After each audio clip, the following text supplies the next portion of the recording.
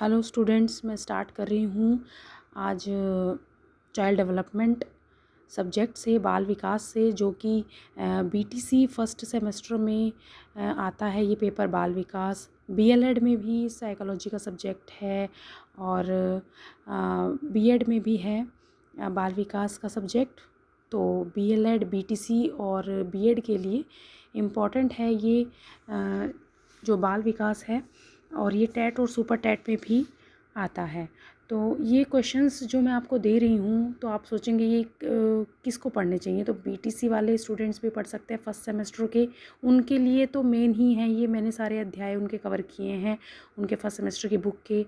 और बीएड के स्टूडेंट्स के लिए भी इम्पॉर्टेंट है, बीएलएड के स्टूडेंट्स के लिए ये इम्पॉर्टेंट है।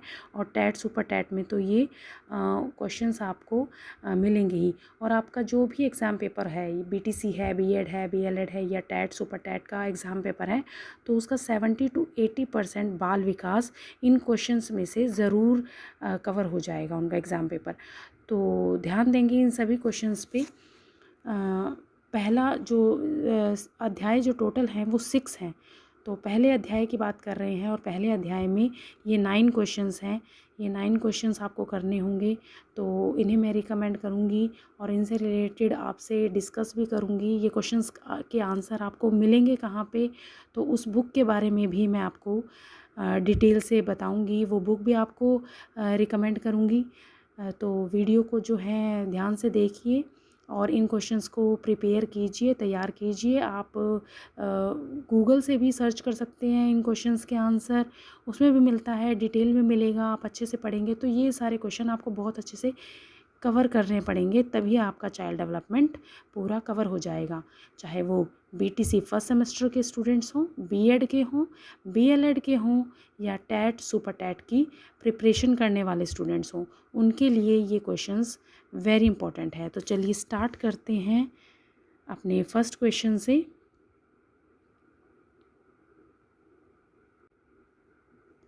फर्स्ट क्वेश्चन है, बाल विकास का अर्थ एवं परिभाषाएं बताइए।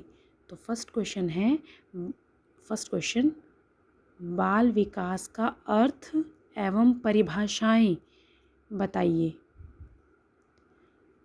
तो बाल विकास का अर्थ देखिए, ये मीनिंग आप कहीं से भी सर्च कर सकते हैं, आपके पास बुक भी होंगी इनसे रिलेटेड, ये आप क्वेश्चन फाइंड आउट कर सकते हैं। तो मैंने ये क्वेश्चंस इसीलिए दिए हैं कि आप इन क्वेश्चंस को ही तैयार कीजिए और इनसे बाहर कुछ भी नहीं आएगा। तो पहला क्वेश्चन, बाल विकास का अर्थ। तो बाल विकास का अर्थ ही क्या होता है कि बालक के जो विकास में उसके व्यवहार है, रुचि है, उसके लक्ष्य में होने वाले जो भी परिवर्तन हैं और वो किस वजह से होते हैं परिवर्तन। और तो बाल विकास को ही बाल मनोविज्ञान भी कहा जाता है।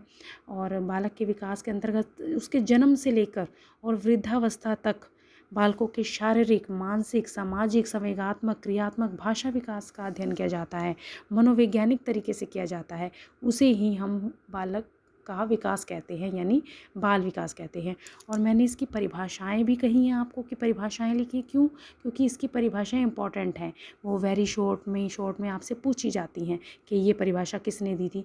तो जेम्स ट्रेवर की परिभाषा आप ज़रूर करेंगे बाल विकास में, जेम्स ट्रेवर की, जिन्होंने कहा है कि बाल मनोविज्ञान की वह शाखा है जिसमें जन्म से लेकर परिपक्व अवस्था तक विकासशील मानव का अध्ययन किया जाता है। उसके बाद डार्विन की भी इम्पॉर्टेंट है कि बाल विकास व्यवहारों का विज्ञान है जो बालक के व्यवहार का अध्ययन गर्भावस्था से मृत्यु पर्यंत तक करता है। और इसके बाद ये दो जो है वे काफ़ी इम्पॉर्टेंट है परिभाषाएं। उसके बाद देखिए सेकंड क्वेश्चन जो है वो है, बाल विकास की कितनी अवस्थाएं होती हैं। बाल विकास की अवस्थाओं का वर्गीकरण प्रमुख मनोवैज्ञानिकों के मत के अनुसार कीजिए। जैसे कॉल्सनिक के अनुसार कीजिए, सेले के अनुसार कीजिए, अर्नेस्ट के अनुसार कीजिए और अर्नेस्ट जोन्स पूरा नाम है, भारतीय दर्शन के अनुसार कीजिए। तो हमें बालक के विकास की अवस्थाओं का अध्ययन करना है। तो बालक विकास की कितनी अवस्थाएं होती हैं।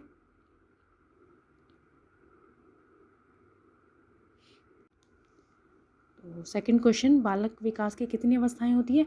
बालक विकास की जो मुख्य रूप से होती हैं वो हम 3 अवस्थाओं की बात करते हैं कि शैशवावस्था, बाल्यावस्था और किशोरावस्था। क्योंकि बालक का जो विकास होता है वो इन तीनों अवस्थाओं में होता है, शैशवावस्था, बाल्यावस्था और किशोरावस्था। लेकिन इसने पूछा है कि आपको मनोवैज्ञानिकों के अनुसार जो है वो बताना है। तो मनोवैज्ञानिक पहला कौन सा है? तो कोल्सनिक है। अब आप सोचेंगे कि ये क्वेश्चंस के आंसर हम कहाँ से देखें, तो मैं आपको बेस्ट बुक जो है वो बताने वाली हूँ। मैंने अब तक के 9 ईयर्स तक जो है बाल विकास को ही पढ़ाया है, और मेरे स्टूडेंट्स कहते भी हैं, जो इस समय देख रहे होंगे वीडियो, उन्हें पता है कि जो भी उन्होंने टेट वगैरह के एग्ज़ाम दिए हैं, मुझसे पहले पढ़ चुके हैं, तो उनको कितना क्वेश्चंस जो हैं उनके टेट में उनको मिलते हैं जितना मैंने उनको कराया है। तो मैं बुक आपको बताऊंगी इस किस बुक में से आपको रेडी करना है, और वो बेस्ट बुक है। आप उसमें से ही तैयार कर सकते हैं अपने बाल विकास के सब्जेक्ट को, अपने एग्ज़ाम पेपर के लिए, टेट सुपर टेट के लिए, अपनी बीटीसी फर्स्ट सेमेस्टर के लिए। तो पहला मनोवैज्ञानिक है कोल्सनिक। तो कोल्सनिक जो है उसके अनुसार उसने जो अवस्थाएं बताई हैं बालक के विकास की, वो 4 अवस्थाएं बताई हैं कोल्सनिक ने। वो थी पूर्व जन्म काल, और सेकंड है शैशवावस्था। पूर्व जन्म काल यानी जन्म से पहले, जैसे माँ के गर्भ में जब बच्चा होता है, गर्भावस्था जिसे कहते हैं हम। उसके बाद है शैशवावस्था, और उसके बाद है बाल्यावस्था, और उसके बाद है किशोरावस्था। तो 4 अवस्थाएं बताई हैं कोल्सनिक ने। उसके बाद है सैले। तो शैले इंग्लिश में भी लिख देते हैं, तो सैले नाम है वैसे इनका, SELLEY। तो इन्होंने कौन सी अवस्थाएं बताई हैं? मानव विकास की 3 अवस्थाएं बताई हैं, शैशवावस्था, बाल्यावस्था, किशोरावस्था। इनके अकॉर्डिंग 3 हैं जो मुख्य रूप से होती हैं। शैशवावस्था 1 वर्ष से 5 वर्ष तक की होती है, बाल्यावस्था 5 वर्ष से 12 वर्ष तक की होती है, किशोरावस्था 12 वर्ष से 18 वर्ष तक की होती है। उसके बाद है अर्नेस्ट जोन्स के अनुसार। तो अर्नेस्ट जोन्स ने बालक के विकास की अवस्थाओं को भी 4 भागों में बांटा है। पहली है शैशवावस्था, दूसरी है बाल्यावस्था, तीसरी है किशोरावस्था, और चौथी है प्रौढ़ावस्था। तो इन्होंने प्रौढ़ावस्था को भी ऐड किया है। शैशव काल जो है, शैशवावस्था जो है वो जन्म से लेकर 5 या 6 वर्ष तक की मानी है अर्नेस्ट जोन्स ने, और बाल्यावस्था जो है वो 6 से 12 वर्ष तक की मानी है, और किशोरावस्था 12 से 18 वर्ष की है, और प्रौढ़ावस्था 18 वर्ष के बाद की है। तो अर्नेस्ट जोन्स के अनुसार है ये जो इन्होंने वर्गीकरण किया है बालक विकास की अवस्थाओं का। उसके बाद है भारतीय दर्शन के अनुसार। तो भारतीय दर्शन के अनुसार जो हमारे अवस्थाएं बताई हैं बाल विकास की, वो बताई हैं 7 बताई हैं। वो हैं, पहली है गर्भावस्था, यानी जन्म के समय तक, जब तक जन्म नहीं होता, माँ के गर्भ में होता है शिशु। उसके बाद है शैशव अवस्था, जन्म से 1 वर्ष की। उसके बाद बाल्यावस्था है, जन्म से 1 वर्ष नहीं, जन्म से आप 5 वर्ष तक कहेंगे शैशवावस्था को। बाल्यावस्था 6 से 12 वर्ष की, और किशोरावस्था 12 से 18 वर्ष की। युवावस्था में भी डिवाइड किया है 19 से 25, 19 से 25 वर्ष की, और प्रौढ़ावस्था जो है वो 25 से 55 वर्ष की। वृद्धावस्था 55 से मृत्यु तक। तो इन सभी मनोवैज्ञानिकों ने, जैसे कोल्सनिक है, सैले हैं, अर्नेस्ट जोन्स है, और भारतीय दर्शन के अनुसार हैं, इन्होंने सभी बालक के विकास की अवस्थाओं का अलग अलग वर्गीकरण किया है। तो अगर हम बात करें टेट सुपर टेट की, तो उसमें बालक के विकास की अवस्थाओं का कैसे जिक्र आता है? देखिए, कई बार आ जाता है कि शैशवावस्था जो है वो कहाँ से कहाँ तक मानी जाती है, कि 0 से 2, 0 से 3, 0 से 4 या 0 से 5 तक। तो 0 से 2 भी है और 0 से 5 भी है। कोल्सनिक ने 0 से 2 तक बताई है, और बाकी जो मनोवैज्ञानिक हैं उन्होंने 0 से 5 वर्ष तक की बताई है। तो अगर आपके पास ऑप्शंस आते हैं तो 0 से 2 और 0 से 5 इकट्ठा नहीं आएगा, या तो कुछ गलती उसमें दिया होगा, या 0 से 2 होगा तो 2 से 5 दिया होगा। तो आंसर 0 से 2 वाला आएगा। और अगर 0 से 2 वर्ष की आयु नहीं दी गई तो 0 से 5 वाली ठीक है। तो हमारे पास मेन बाल विकास की जो अवस्थाएं होती हैं वो 3 होती हैं। पहली है शैशवावस्था जो कि होती है 0 से 5 वर्ष की, दूसरी है बाल्यावस्था 6 से 12 साल की, और फिर है तीसरी किशोरावस्था 12 से 18 साल की, और उसके बाद वाली होती है प्रौढ़ावस्था या वृद्धावस्था, उसके लास्ट वाली होती है। तो ये अवस्थाएं हैं, इनका आपको डिटेल से पढ़ना है। नेट से भी आपको मिल सकता है और जो बुक मैं आपको बताऊंगी वो उस बुक में से भी आप पढ़ सकते हैं। तो इसमें पहला, इसके बाद थर्ड क्वेश्चन जो है वो है शैशवावस्था का अर्थ। ये करना पड़ेगा आपको। देखिए एग्ज़ाम में बहुत बार पूछा जाता है शैशवावस्था के बारे में। तो शैशवावस्था का अर्थ और इसकी परिभाषाएं लिखिए और इसकी विशेषताएं भी बताइए शैशवावस्था की। तो शैशवावस्था का अर्थ आप क्या लिखेंगे कि बालक के जन्म से लेकर और यानी 0 से 6 वर्ष के काल को जो है शैशवावस्था कहा जाता है। 0 से 5, 0 से 6 तक आप लिख सकते हैं। तो बालक का जो जन्म से लेकर 6 वर्ष तक के काल को आप शैशवावस्था कहा जाता है। शैशवावस्था की आयु के निर्धारण पर अभी भी मनोवैज्ञानिकों में जो है वो मतभेद पाया जाता है।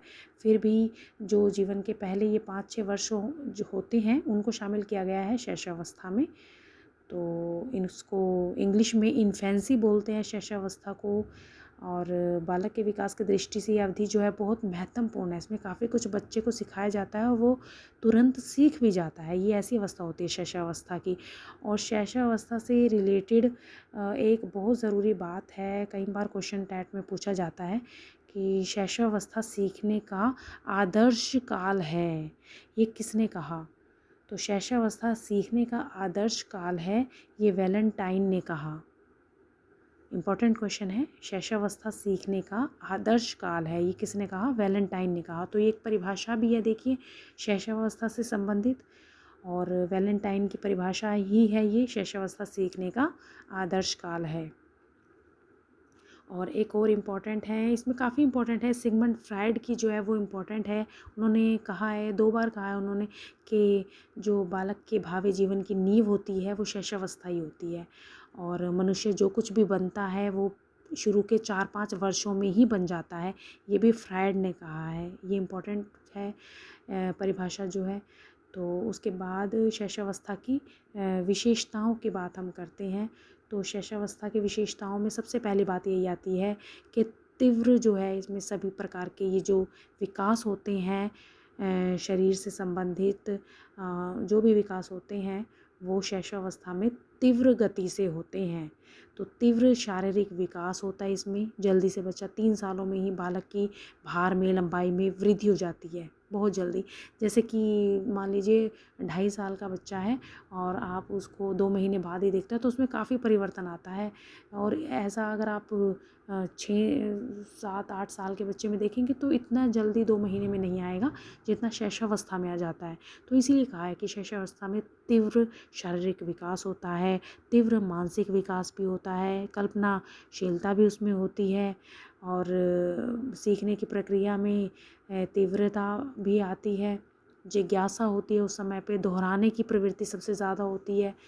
नैतिक भावना का उसमें अभाव होता है। नैतिक भावना इस समय पे बच्चा उचित अनुचित का ज्ञान नहीं होता उसे, और आत्म प्रेम की भावना होती है, अपने खिलौनों से प्यार करता है, वो किसी को देना पसंद नहीं करता। तो ये सब चीज़ें जो हैं ये विशेषताएं हैं शैशवावस्था की। उसके बाद शैशवावस्था के बाद हम बात करेंगे नेक्स्ट क्वेश्चन, 4th क्वेश्चन की, जो कि है बाल्यावस्था से संबंधित। तो बाल्यावस्था का अर्थ एवं परिभाषाएं लिखिए और इसकी विशेषताएं भी बताइए।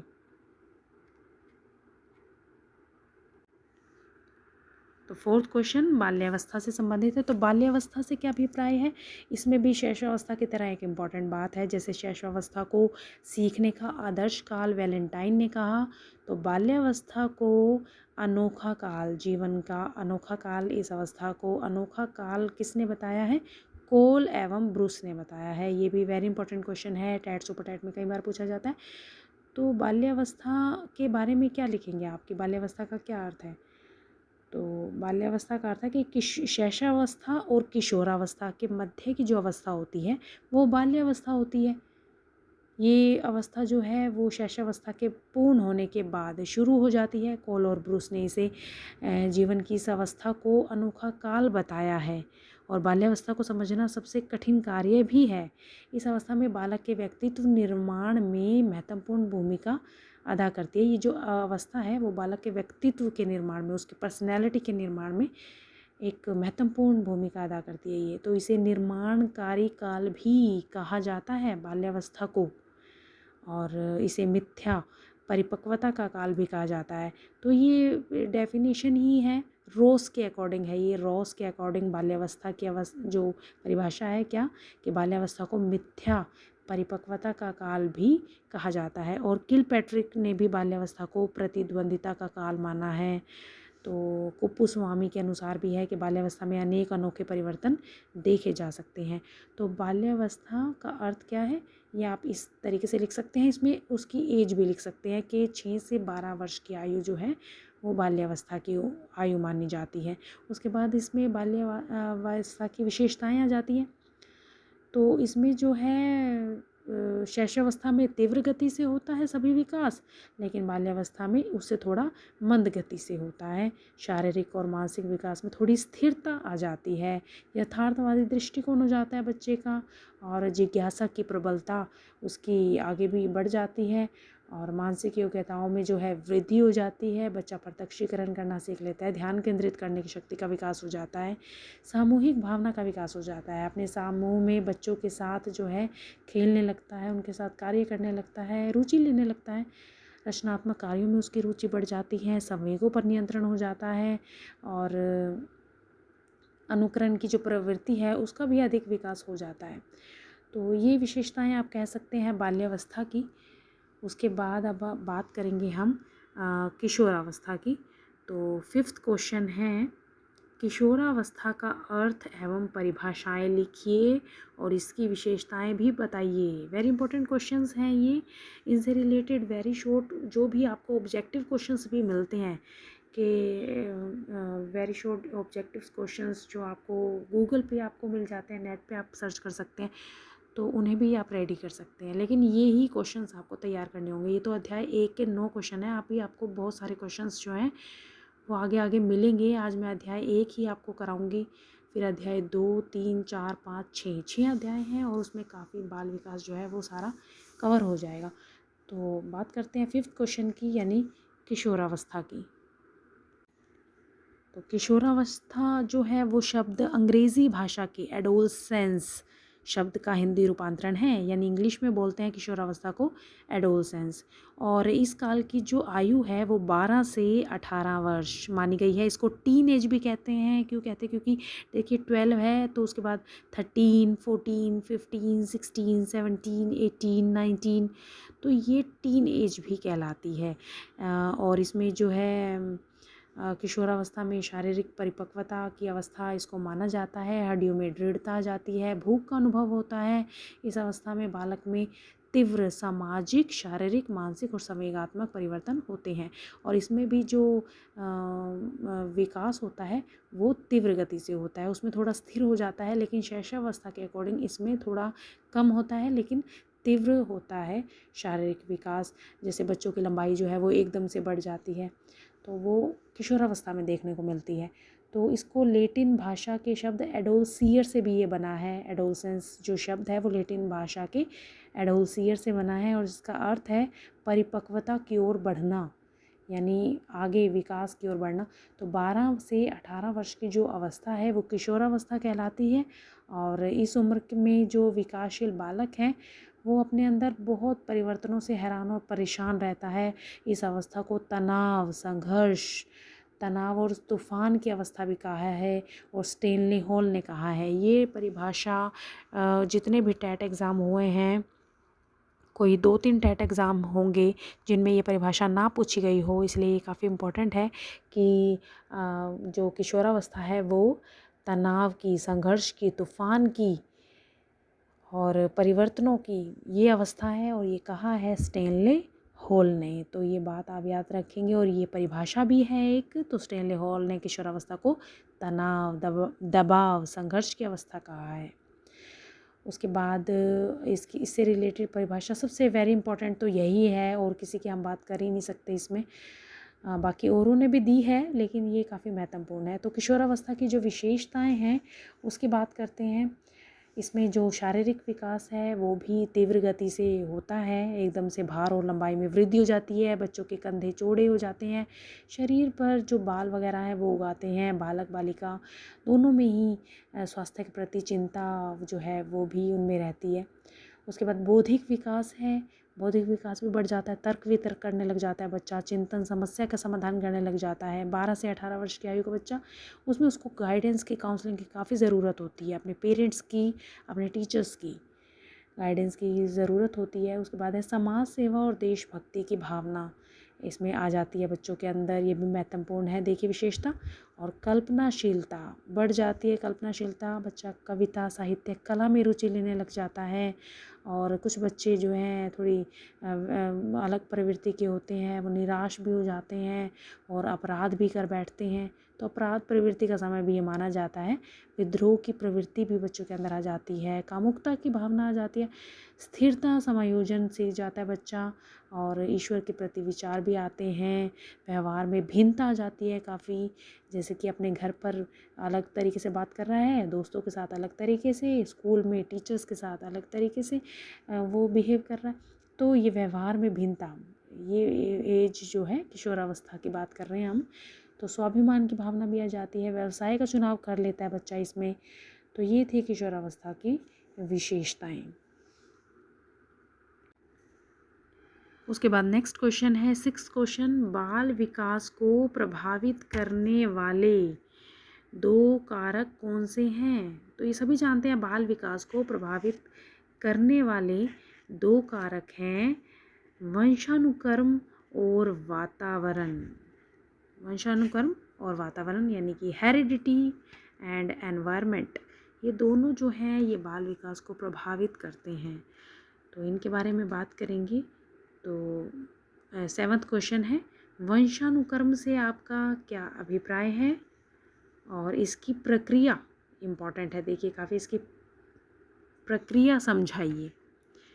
तो वंशानुक्रम से क्या अभिप्राय है? वंशानुक्रम का अर्थ होता है कि समान के समान, लाइक बिगेट्स लाइक, यानी कि माता पिता जैसे होते हैं उनकी संतान भी वैसी होती है, ये कहा जाता है। तो कुछ ना कुछ गुण जो हैं बच्चों के अंदर आ जाते हैं माता पिता के, वो वंशानुक्रम ही है। अगर हम इसकी परिभाषा की बात करें तो परिभाषा के अकॉर्डिंग भी आप वंशानुक्रम का अर्थ लिख सकते हैं। तो BN झा ने कहा है कि वंशानुक्रम व्यक्ति की जन्मजात विशेषताओं का पूर्ण योग है। और इसमें आप थॉमसन की परिभाषा भी कर सकते हैं। वंशानुक्रम क्रमबद्ध पीढ़ियों के बीच उत्पत्ति संबंधी संबंध के लिए सुविधाजनक शब्द है। और इसके लिए एक और काफ़ी महत्वपूर्ण है वंशानुक्रम के लिए जो परिभाषा है वो है वुडवर्थ की और जेम्स ड्रेवर की। याद रखिए, लिख लीजिए, वुडवर्थ की और ड्रेवर की जो है, जेम्स ड्रेवर की, वो काफ़ी महत्वपूर्ण है परिभाषा वंशानुक्रम की। तो वुडवर्थ की जो है वो क्या है कि वंशानुक्रम में वे सभी बातें आ जाती हैं जो जीवन का आरंभ करते समय व्यक्ति में उपस्थित थी। ये जन्म के समय नहीं वरन गर्भाधान यानी गर्भ में जब बच्चा आ जाता है माँ के समय से लेकर जन्म से लगभग 9 माह तक पूर्व व्यक्ति में पैदा हो जाती हैं। तो ये वुडवर्थ ने कही है बात। उसके बाद है जेम्स ड्रेवर के अनुसार माता पिता की शारीरिक और मानसिक विशेषताओं का संतानों में संक्रमित होना ही वंशानुक्रम है, ये जेम्स ड्रेवर ने कहा है। उसके बाद चलिए बात करते हैं वंशानुक्रम की प्रक्रिया की। इसके प्रोसेस को आप इग्नोर नहीं कर सकते, काफ़ी इम्पॉर्टेंट है वंशानुक्रम की प्रक्रिया। तो ध्यान से सुनिए, वंशानुक्रम की प्रक्रिया को मानव शरीर जो है वो सेल से बना हुआ है, कोशिकाओं से बना हुआ है। तो मानव शरीर की सबसे छोटी जो इकाई है कोशिका है, तो कोशिकाओं से बना हुआ है शरीर। तो शरीर का जो आरंभ होता है वो एक कोशिका से होता है और फिर संयुक्त बन जाती हैं ये कोशिकाएं, यानी इकट्ठी हो जाती हैं। तो ये जो कोशिकाएं हैं उनका क्रम आप याद रखेंगे, वो होता है 2, 4, 8, 16, 32, यानी इनका डबल होता जा रहा है। 2 का डबल 4, 4 का डबल हो जाएगा 8, 8 का डबल हो जाएगा 16, 16 का हो जाएगा 32। इस क्रम में, इस संख्या में आगे बढ़ता है। तो इसमें जो है इनमें जो एक कोश होता है वो पिता का होता है, जिसे पितृकोश बोलते हैं, और दूसरा कोश जो है वो माता का होता है, जिसे मातृकोश बोलते हैं।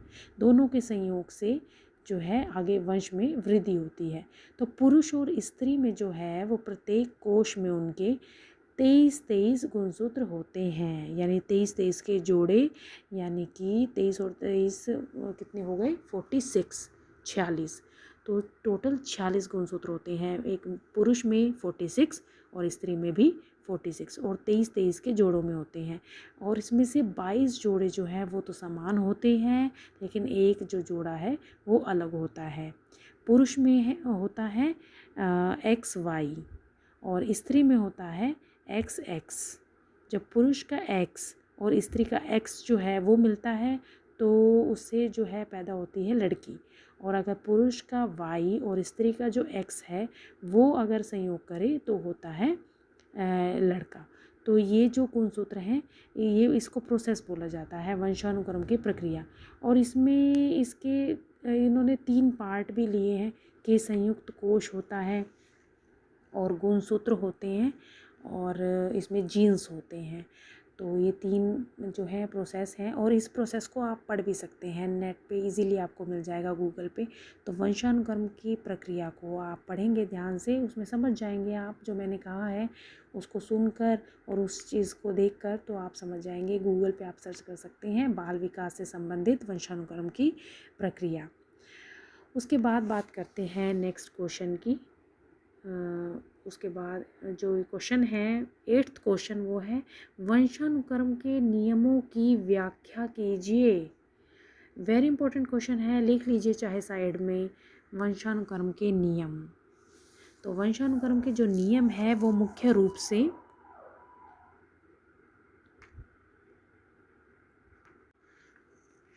तो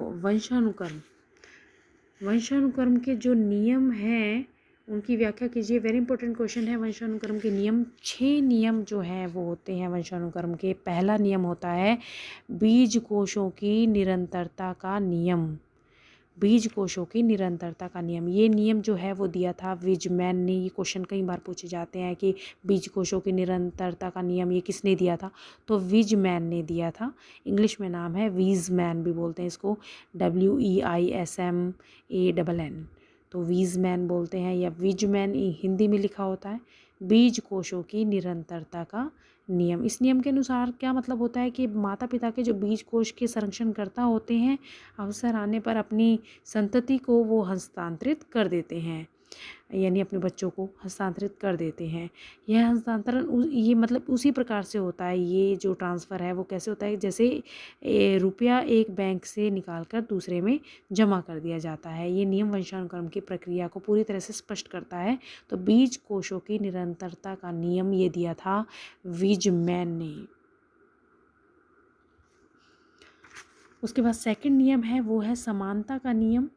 समानता का नियम कि जैसे माँ बाप होते हैं संतान भी वैसी होती है, कि माँ बाप अगर बुद्धिमान हैं तो बच्चे भी बुद्धिमान होंगे, और अगर मंदबुद्धि है माता पिता तो संतानें भी मंदबुद्धि होती है। तो कुछ मनोवैज्ञानिकों ने ऐसा भी माना है। तो वंशानुक्रम के ये नियम हैं और कुछ पे लागू भी होते हैं, देखिए ये। तो इसीलिए ये सभी मान्य हैं, सभी को माना गया है। बीज कोशों की निरंतरता का नियम भी है और समानता का नियम भी माना गया है, देखिए। और कई बार देखिए ये ज़रूरी नहीं है कि माता पिता भी मंदबुद्धि है तो बच्चा भी मंदबुद्धि होगा, ऐसा नहीं है। कई बार जो बौने कद के माता पिता होते हैं उनके बच्चे लंबे पैदा होते हैं, और जो माता पिता अगर काले हैं तो बच्चे जो हैं उनका रंग साफ़ होता है कहीं। तो ऐसा ज़रूरी भी नहीं है, इसके लिए फिर अपवाद भी हैं जो दूसरे मनोवैज्ञानिकों ने दिया है। लेकिन ये नियम है, ये नियम आपको ऐसे ही याद रखने पड़ेंगे। बीज कोशों की निरंतरता का नियम पहला है, दूसरा है समानता का नियम, और तीसरा है भिन्नता का नियम, लॉ ऑफ वेरिएशन, भिन्नता का नियम। तो ये भिन्नता का नियम यही है कि माता पिता जैसे होते हैं तो उनकी संतानें बिल्कुल समान होंगी, ऐसा नहीं होता, अलग भी होती है। जो बात मैंने उसके अपवाद में बताई वो इसी में ही बताई गई है, अगले मनोवैज्ञानिक ने जो है ये बताई है। तो इनमें आपस में रंग, बुद्धि, विचार, स्वभाव एक दूसरे से भिन्न भी हो सकते हैं। माता पिता के कुछ बच्चे तीव्र बुद्धि के हो सकते हैं, कुछ बच्चे मंद बुद्धि के भी होते हैं, कुछ बच्चे हष्ट पुष्ट होते हैं, कुछ कमज़ोर होते हैं बच्चे। तो भिन्नता का नियम भी है वंशानुक्रम के लिए। उसके बाद नेक्स्ट है प्रत्यागमन का नियम, लॉ ऑफ रिग्रेशन। प्रत्यागमन का नियम का मतलब होता है कि कभी कभी प्रतिभाशाली माता पिता की जो संतानें हैं वो मंदबुद्धि हो जाती हैं, मंदबुद्धि माता पिता की संतानें प्रतिभाशाली हो जाती हैं। इस प्रवृत्ति को ही प्रत्यागमन का नियम कहा जाता है। इसके दो कारण हो सकते हैं, जागृत और सुप्त। उसके बाद नेक्स्ट है अर्जित गुणों के संक्रमण का नियम। ये वेरी इंपॉर्टेंट है। ये नियम दिया था लेमार्क ने।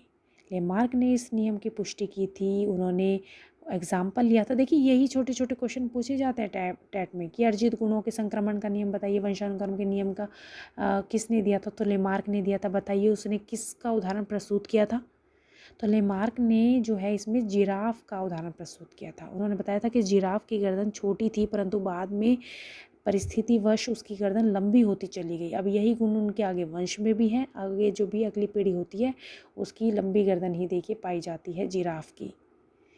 तो ये बताया था उन्होंने। इस नियम की पुष्टि आगे फिर पैवलव ने भी की, मैक्टूगल ने भी की। तो लेकिन नाम पहले इसमें जो भी आता है वो आता है लेमार्क का। तो लेमार्क ने जिराफ का इसमें एग्जाम्पल दिया था। उसके बाद नेक्स्ट जो नियम है वेरी इंपॉर्टेंट है, मेंडल का नियम। तो मेंडल का नियम है, उन्होंने मटर पर और चूहों पर जो है प्रयोग किया था।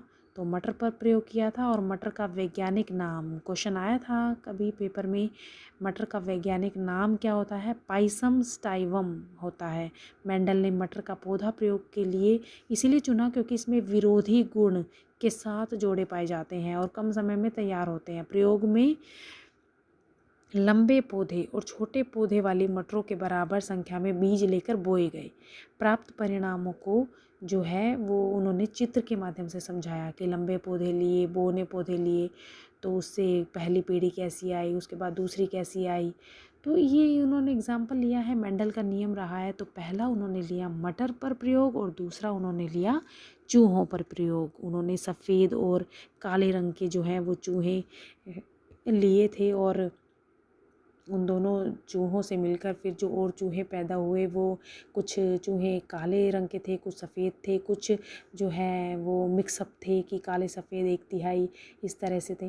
तो उन्होंने मटर पर और चूहों पर प्रयोग किया था मेंडल ने। ये छठा नियम है वंशानुक्रम का, ये भी याद रखेंगे आप। उसके बाद नेक्स्ट क्वेश्चन अब स्टार्ट हो जाता है आपका, वो है वातावरण से संबंधित। तो वातावरण से आपका क्या अभिप्राय है, इसके प्रकार बताइए, वातावरण के प्रकार। तो वातावरण से आपका क्या अभिप्राय है, क्या लिख सकते हैं इसमें आप, कि वे सभी भौतिक और अभौतिक वस्तुएं जो मानव के सर्वांगीण विकास को प्रभावित करती हैं वातावरण कहलाती हैं। वातावरण का मतलब होता है कि जो ये बाह्य शक्तियां हैं, परिस्थितियां हैं, प्रभाव हैं जो मानव के विकास को प्रभावित करते हैं और मनुष्य अपने वंशानुक्रम से जो भी गुण प्राप्त करता है वे सभी परिवर्तनशील होते हैं। उसमें पर्यावरण के अनुसार परिवर्तन होता है, तो वो वातावरण कहलाता है। हमारे चारों तरफ जो आवरण फैला हुआ है वो वातावरण ही है और वातावरण से हमारा भौतिक अभौतिक जो है वो विकास होता है, तो उसको हम वातावरण कहेंगे। वातावरण से संबंधित एक परिभाषा बहुत मुख्य है, ध्यान कीजिए, वो है वाटसन के अनुसार। वाटसन के अनुसार क्या है वातावरण की परिभाषा, कि मुझे एक नवजात शिशु दे दो। वाटसन ने कहा था ये कि मुझे एक नवजात शिशु दे दो, मैं उसे डॉक्टर, वकील, चोर या जो भी चाहूँ उसे बना सकता हूँ। अब इसमें वंशानुक्रम का ये नहीं है कि जो अगर पिता है वो डॉक्टर है तो बच्चा भी डॉक्टर ही बनेगा और वकील है तो वकील ही बच्चा बनेगा, तो ऐसा नहीं है। उन्होंने ये कहा कि वातावरण के अकॉर्डिंग जैसे उसको इन्वायरमेंट मिलेगा। अगर कोई चोर का बच्चा है और वो स्टार्टिंग में ही किसी अच्छे उसको दे दिया जाए तो वहाँ पर जो उन्होंने जैसे उसको शिक्षा दी होगी वो वैसा ही बनेगा। तो वॉटसन ने ये कहा कि मुझे एक नवजात शिशु दो, मैं उसे डॉक्टर, वकील, चोर या जो भी कुछ चाहूँ वो बना सकता हूँ। उसके बाद वातावरण के प्रकार की बात करेंगे तो वातावरण के प्रकार वैसे तो 2 प्रकार होते हैं, आंतरिक वातावरण और बाह्य वातावरण। तो आंतरिक वातावरण है कि जन्म से पूर्व जो माँ के गर्भाशय में चारों ओर परिस्थितियाँ बच्चे को मिलती हैं जन्म से पूर्व यानी माँ के गर्भ में, तो वो उसका आंतरिक वातावरण कहलाता है। जैसे कि ये चीज़ कही जाती है कि देखिए माँ के घर में बच्चा है तो माँ को कुछ अच्छी चीज़ें पढ़नी चाहिए, मोटिवेशनल चीज़ें पढ़नी चाहिए, इस तरह की किताबें पढ़नी चाहिए, तो उसका असर बच्चे पर होगा।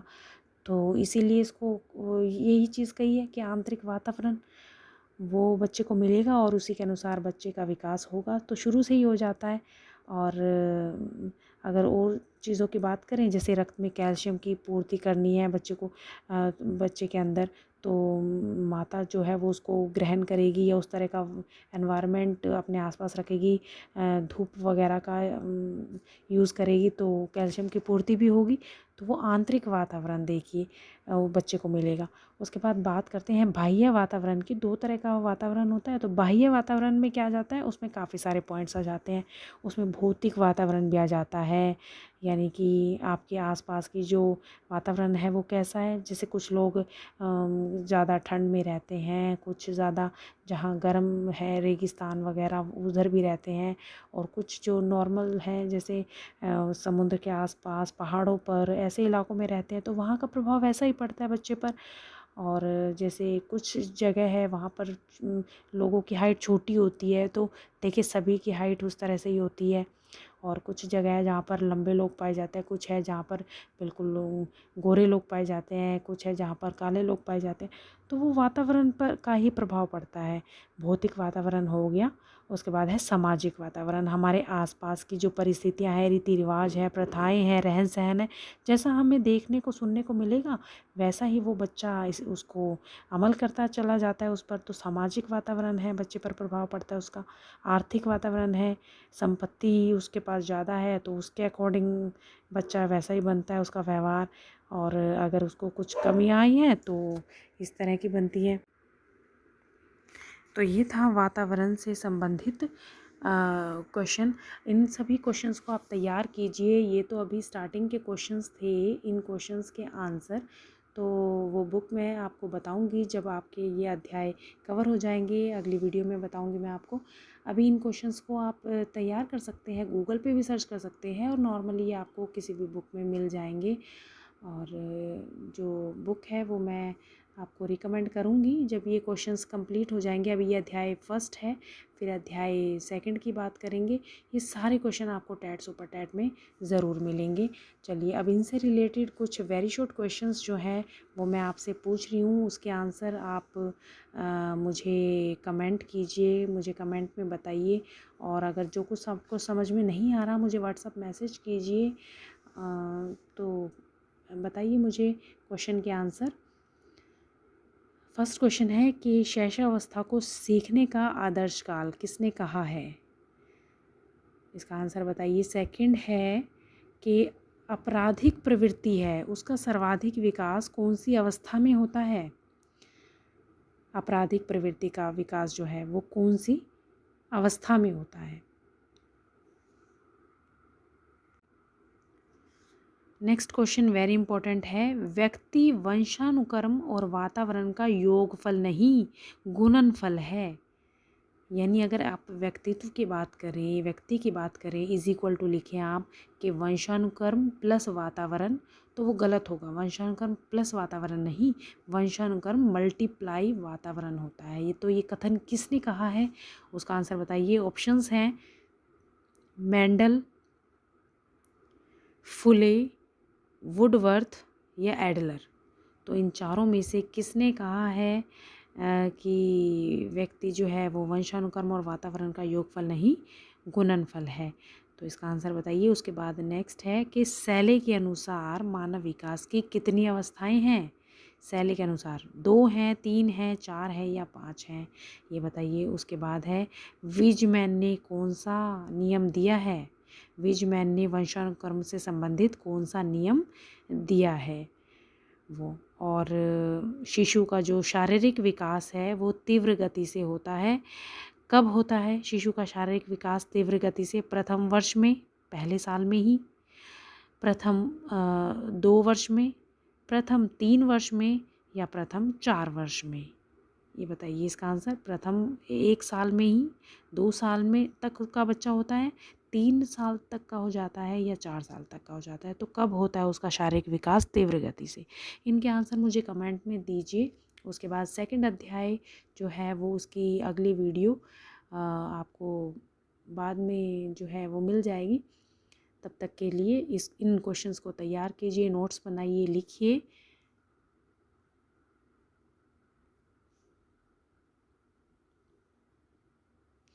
Okay, thank you.